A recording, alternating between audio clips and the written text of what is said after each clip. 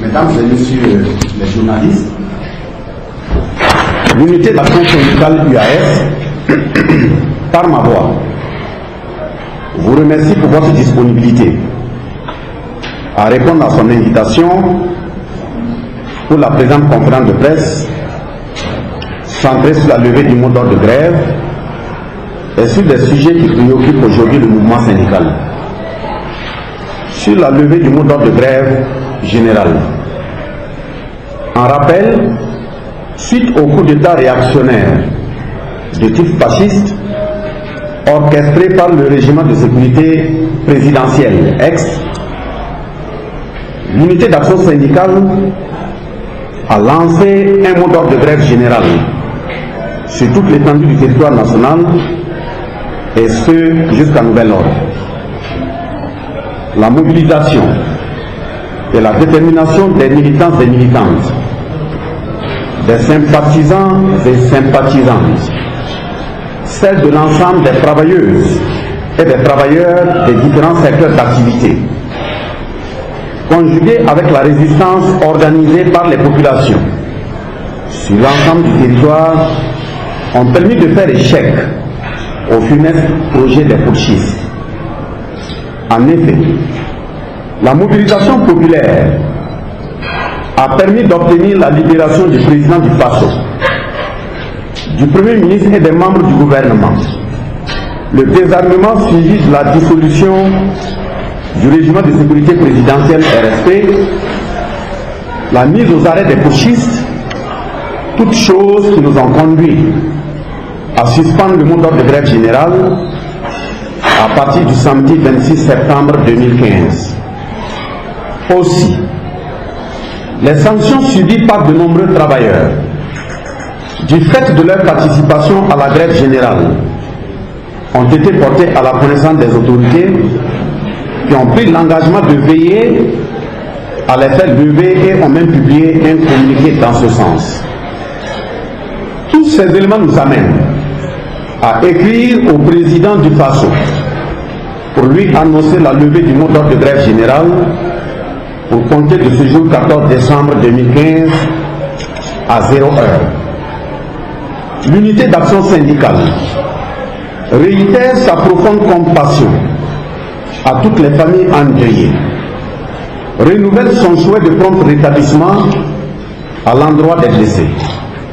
Elle félicite vivement les militants et militantes, les sympathisants et sympathisantes, l'ensemble des travailleuses et des travailleurs des différents secteurs d'activité pour la mobilisation, l'engagement, la détermination dans cette lutte historique et héroïque pour la liberté, la dignité et la démocratie.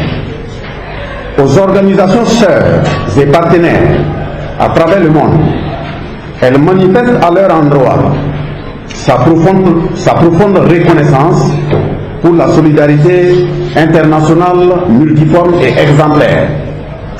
À la presse nationale et internationale, l'unité d'action syndicale les félicite vivement pour le professionnalisme, l'engagement, la détermination et les sacrifices multiformes et inestimables consentis pour l'accompagnement dans ces moments difficiles, complexes et pleins de tous les dangers.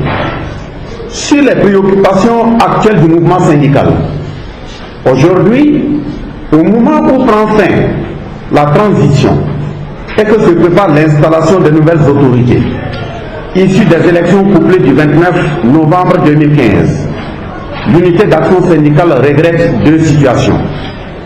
D'une part, la non-tenue jusque-là d'un certain nombre d'engagements pris par le gouvernement et d'autre part la persistance de crises qui perdurent dans certains secteurs de l'administration.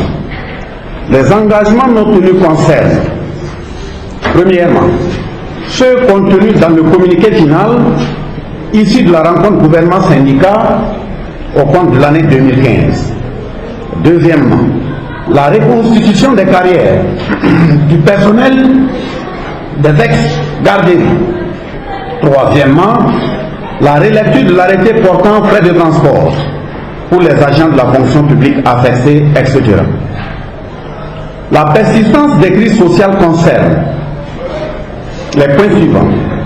Mais tout d'abord, une rencontre a eu lieu entre l'unité d'action syndicale et une délégation du gouvernement, conduite par Monsieur le ministre de la fonction publique, du travail et de la sécurité sociale, le 23 novembre 2015, sur les différentes crises qui secouent plusieurs institutions dont, premièrement, le ministère de la Justice, deuxièmement, le ministère de l'Industrie, du Commerce et de l'Artisanat, sur la question SM Socico, le ministère en charge de l'agriculture, au niveau des deux yeux, le ministère de la fonction publique, du travail et de la sécurité sociale, le ministère des Affaires étrangères, le ministère des Mines, à travers les sociétés minières, le ministère de l'économie et des finances, le ministère de l'administration territoriale sur l'affaire Guénon, etc. Si suite à cette rencontre, il y a eu des échanges fructueux entre dirigeants et syndicats dans certains départements sur les préoccupations et des solutions en partie ont été trouvées permettant la reprise du travail, c'est toujours le statu quo, voire l'exacerbation de la crise dans d'autres cas. Situation au niveau de la FN Socico. Tout en félicitant les acteurs qui ont pu trouver un minimum de consensus permettant la reprise du travail, afin d'alléger la souffrance des populations, l'unité d'action syndicale invite les autorités à se pencher sérieusement sur les préoccupations essentielles des travailleurs, car le climat social en dépend. Je vous remercie.